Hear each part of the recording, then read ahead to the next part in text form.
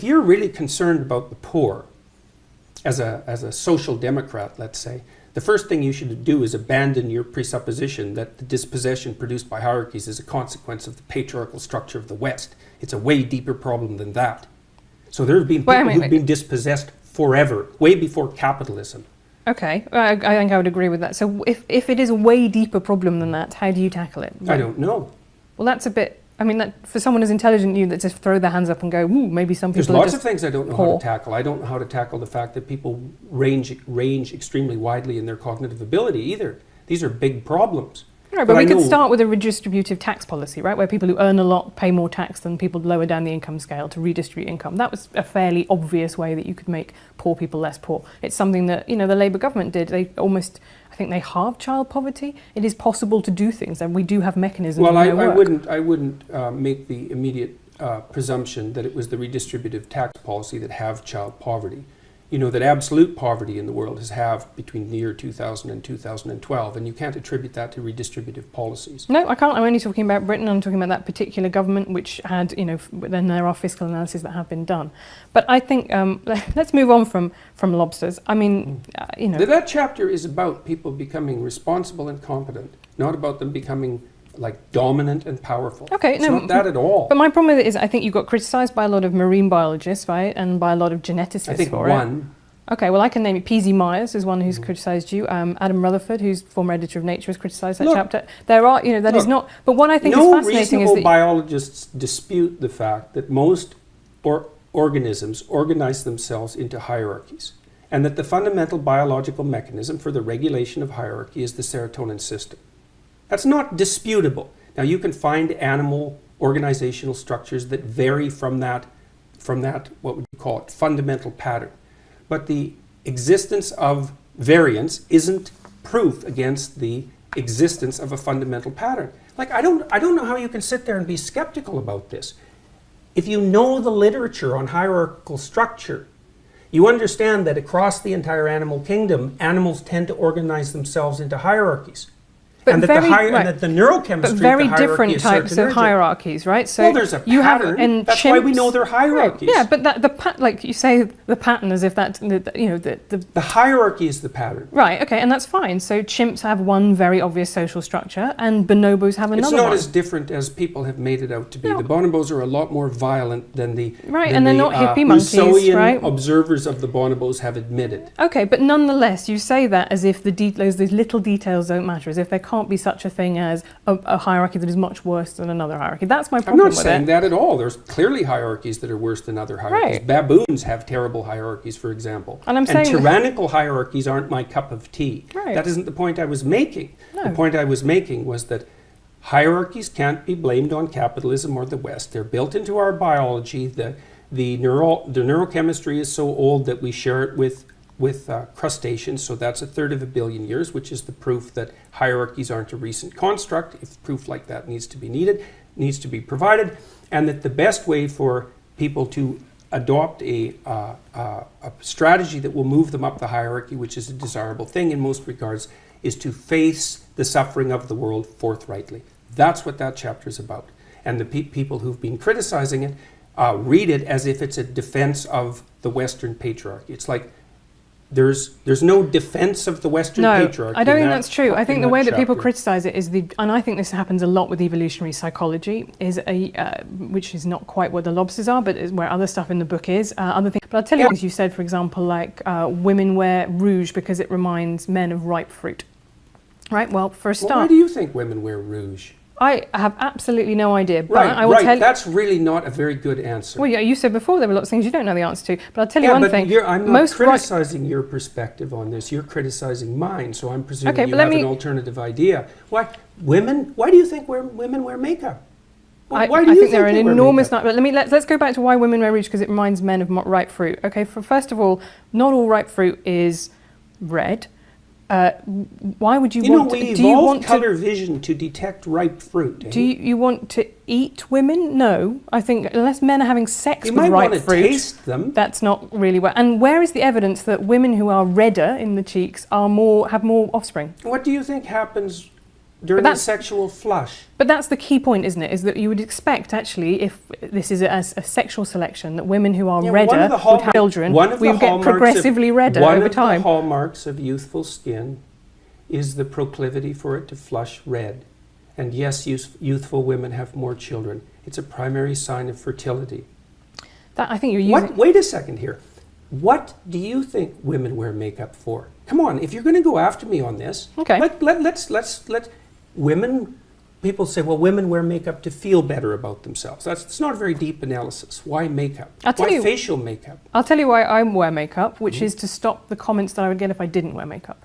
And my gender, I always say my gender is low maintenance, right? I don't feel particularly like a woman inside. I don't really know what that would mean. But what I try and do is try and look, you know, in the same way that you get black women who talk about the problem with natural hair, is it's seen as unprofessional, right? And as a woman, if you don't wear makeup, that is seen as a political choice. That is seen as something that, you know, you are... So you wear makeup to protect yourself from what? From tyrannical judgment. Men? No, but and tyrannical women as well, I would say. I think women very harshly judge each other's appearance, and there are very good reasons for that. It's probably because they've learned that from oppressive men. No, I don't think so. Why do you think it is, then? I think that women are encouraged to be seen as being in competition with each other. Encouraged? You don't think that there's anything about that that's natural, eh? Well, I would be reluctant to get into that, because I think you could talk about intrasexual competition. I think that's a very big deal among the social sciences and evolutionary science. It's not my particular competence. But yeah, my conception of the patriarchy is not that men are beastly to women. It is that there is a structure in which women participate too that overall privileges and benefits men in order to control female reproduction. And I think those are two very different things. You write in 12 Rules that you skipped a grade in school and you were small for your age. Do you think that shaped your personality and your experiences of life? Well, it did to some degree. Made it difficult for me to participate in sports. So I didn't really do anything that was fundamentally athletic till I was in graduate school. So my parents are guilty about that because they felt that it wasn't good for me, but I'm not unhappy about it. I got through school faster. I wasn't a fan of school, and the faster I got through it, the better. I think it might have encouraged me to do two other things, which was I probably hung around with rougher kids that I might have otherwise, partly as a compensation, I suppose, for being smart and academically able and also small. So I probably exaggerated my roughness, I suppose. And it made me more capable of verbally defending myself. But other than that, I don't think it had much of an effect. I think I pretty much left all of that behind. That's very good. Also, the other thing I was really interested to read was that you married your teenage sweetheart. Mm-hmm. Yeah, well, I met her when I was 8. So we've known each other for 50 years, yeah. So this is, I think, really fascinating. So I read that and I thought that was quite moving. And then I was reading the bit about, you know, the animal kingdom, and the bit for you take away from the lobster section is that, you know, what happens if you're top lobster is that you get to impregnate all the females. That's as being evolutionarily successful as a lobster, right? Mm-hmm. That's proclivity towards polygamy, which is one of the things that pulls on human society. Right, and you're now the pretty big lobster, and yet you are monogamous. You're faithful to your wife. You don't want to go around impregnating every woman that you see, right? No, one woman's enough trouble. Right, so I think that's to me that was really interesting, because that's a way in which we are very obviously very different from animal society, and to me we're not that different. I mean, there are plenty of societies where exactly that happens. Right, but you've been able to overcome that biological urge, right? And so in the sense that maybe there are other biological urges, such as men's propensity towards violence, that might also be overcome. Well, it's not self-evident that you want it to be overcome. I mean, you don't know what goes along with it. You know, I mean, obviously, first of all, defining violence isn't that straightforward. How about use of force in self-defense? Does that constitute violence? I think to me that's a separate category of violence. I think self-defense. But it's not that easy to distinguish them. Like if you're, what you want to do with a child who's aggressive is socialize them so that they become sophisticated in their manifestation of their aggression. You don't want to inhibit it. You certainly don't want to socialize little boys to be more like little girls. That's, first of all, you don't know how to do it to begin with, but second of all, it's not an advisable strategy. So, well, I found that really really interesting, because in the book you say that actually if you feminize men, that might give them more of a, might have more of an allure towards, these very fascistic ideologies. Oh, there's no doubt about that. That's standard psychoanalytic. That's like psychoanalysis 101. If you repress something, it comes back with a vengeance. Okay, so tell me what you mean by feminizing in that sense. Because to me, if you don't mind me saying so, you are a man who is quite feminine. You're in touch with your feminine side. You are very well dressed. You talk a lot about your diet. You've talked about your emotions. I hate talking about my diet. Right, but you cry in public. You enjoy spending time with your kids. All of these things that are not sad, isn't it? But they're not stereotypically male, and I think that's very admirable. Pretty strange behavior for a patriarchal tyrant. Well, that's why I think that you're probably, in some ways, you're not a patriarchal tyrant, or that actually all of our programming, if you want to call it that in biology, is overcomable, because you are... It's integratable. Right, but you are a man who some people would say has a lot of feminine traits like that, and I don't... Do you think that means that you are now being in the allure of authoritarian fascistic ideologies because you're baking cakes? Oh, I notice the allure. And then what do you do with that? Work to live such that there's no temptation in that, which is also what I recommend to everyone else. Right. If you see any temptation in that, then you should straighten yourself up real quick. And that's what I've done for decades. So of course you have to see the allure in that. If you don't see the allure in it, you're a fool, just like if you don't see the allure in the radical leftist ideas. I mean, if you didn't understand the allure, you couldn't understand the ideas. They're dangerously alluring. It'd be lovely if there was a strong man who could solve all our problems, and those who deserved it got exactly what was coming to them.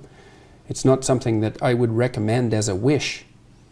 But that doesn't mean you want to be blind to its attraction. You want to see what the dark parts of you are attracted to. It helps you keep an eye on where things can go if they go badly sideways. So I don't think it has anything to do, though, with my